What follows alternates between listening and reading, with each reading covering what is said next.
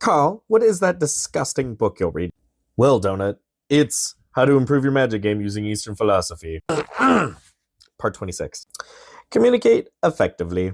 Now, I play with a lot of like newer players or like players that aren't nearly as enfranchised into the game as somebody who's breaking down ancient war tactics in order to inform how to play a card game.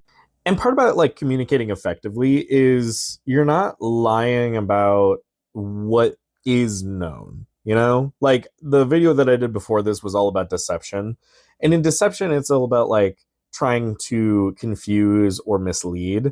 But there is rules in the game that have to do with communicating effectively about known zones. So for instance, what does that card do? You can just be like, oh, it is an evasive creature without needing to say the fact that it's also an infect creature or needing to say that, you know, it has some grander part of your strategy. You don't have to explain your strategy, but like if somebody wants to know something about a card that you're playing, you should tell them what it is.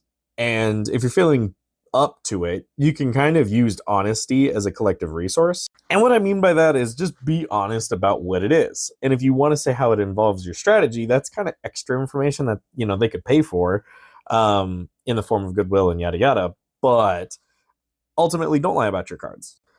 Conversely, if you're using this in an honest way, you can also talk about other people's cards and start talking about how their position is the way that it is.